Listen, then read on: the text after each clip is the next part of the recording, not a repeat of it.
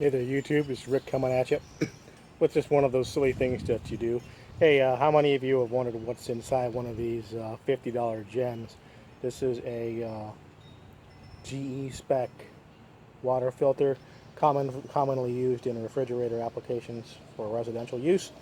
Um, just for funsies, I mean, I'm sure there's probably already a million of these videos already out there. I know people have sliced and diced all kinds of things, oil filters, toothpaste, dogs, cats, whatever. Any, I'm kidding about the dogs and cats, except for our friends in China. Maybe they've given them a go. At any rate, I'm going to slice this thing open just for fun and capture it on video. Why the hell not? And share it with folks who may have also been curious to know what's on the inside of one of these things without having to break out a saw. Anyway, I'm going to recruit the use of a compound miter saw and slice this thing open, and I'll show you what's inside this little thing. Let's go. All right, folks, we have our compound miter saw, a Porter cable miter saw, and we have the GE Spec water filter sitting up against the fence here. I'm going to go ahead and slice this thing open.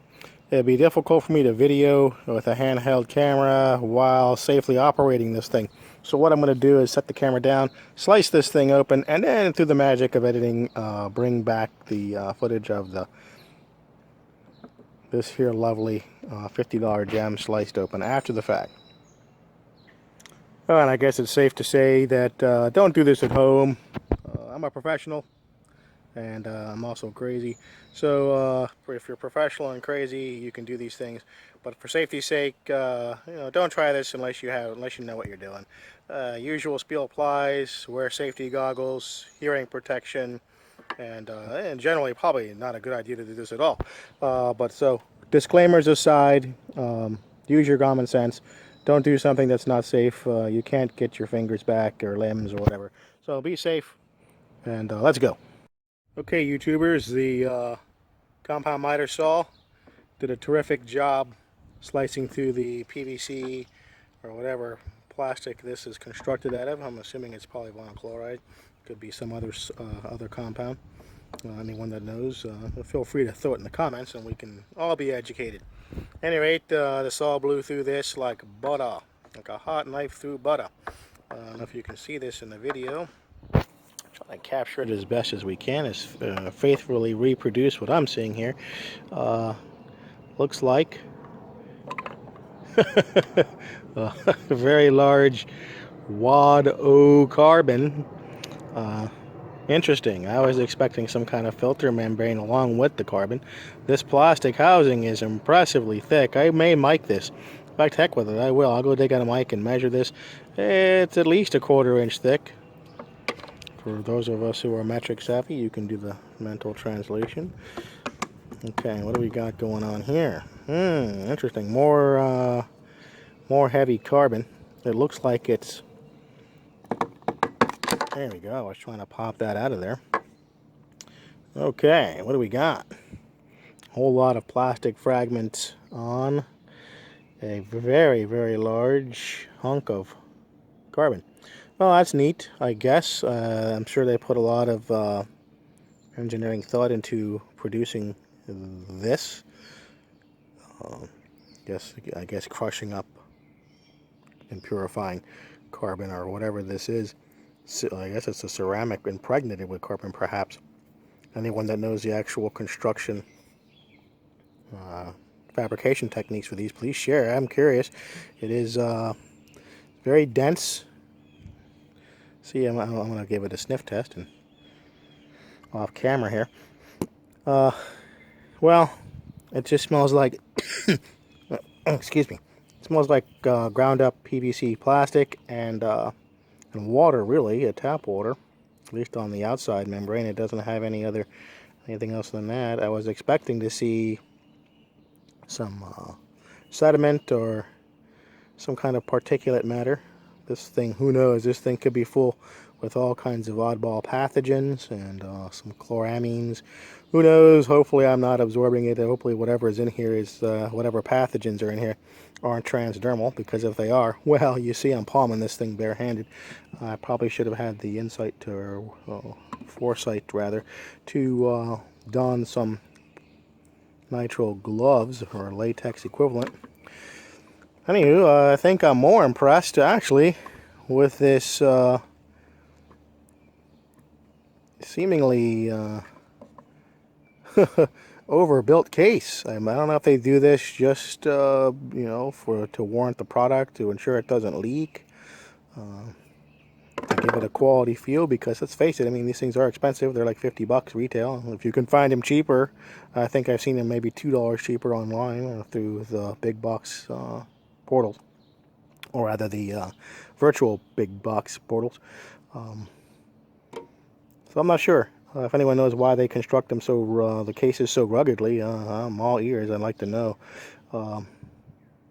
This seems, I really can't tell how they actually, seems almost like a press fit. I don't see any kind of resins or solvents.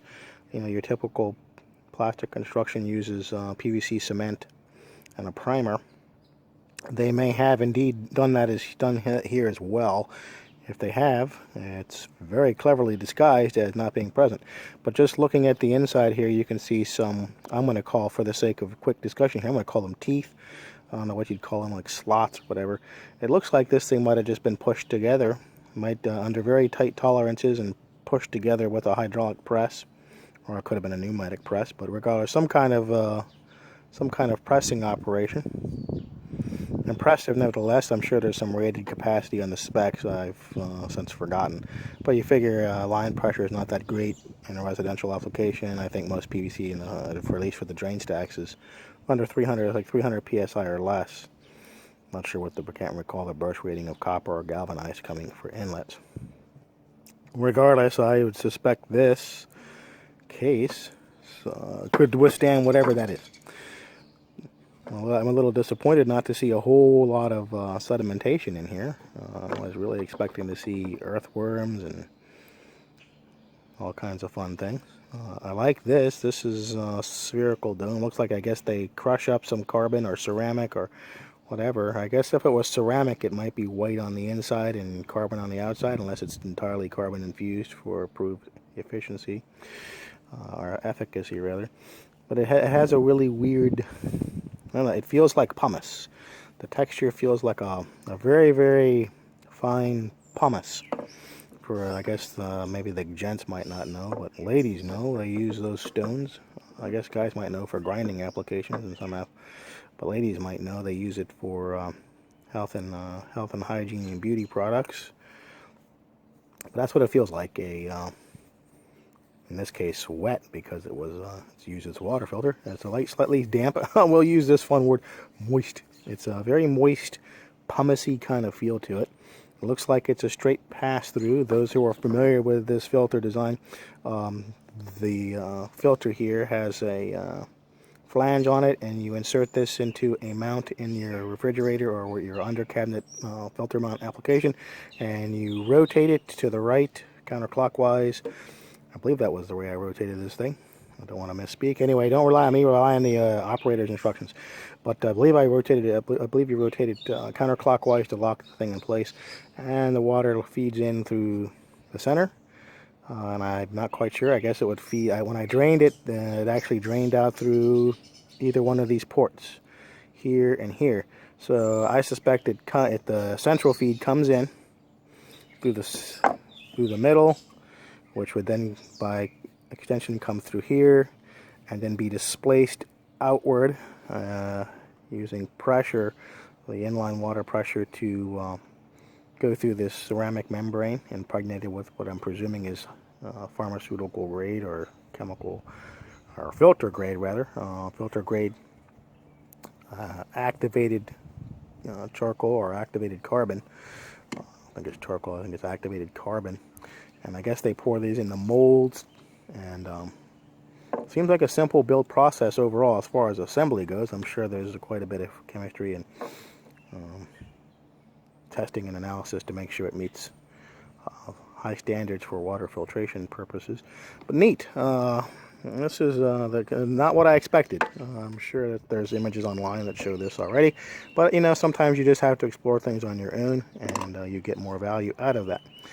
I sure did. I hope, anyway, this was an interesting experiment. Slicing this thing open wasn't what I expected at all, and that's a pleasant surprise, huh? hopefully you guys got some kind of takeaway from this. Rather neat. I'm glad I gave it a go. It's always fun to learn something from a destructive process. Interesting.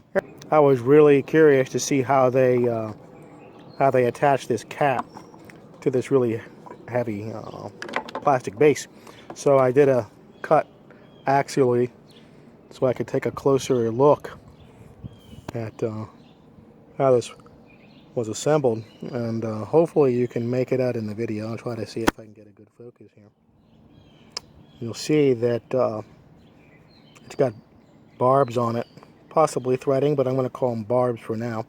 And I suspect it was press fit with the very tight tolerances observed here.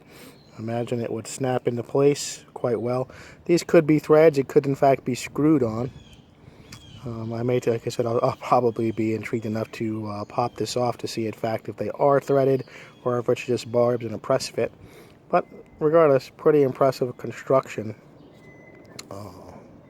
for such a simple thing. But such is life in the modern age. Pretty impressive. I'd like to actually see how these things are put together. It'd be a fun episode of how is it made, or an interesting tour if the folks who built these things would be so inclined to share. Anyway, thought you guys might be interested.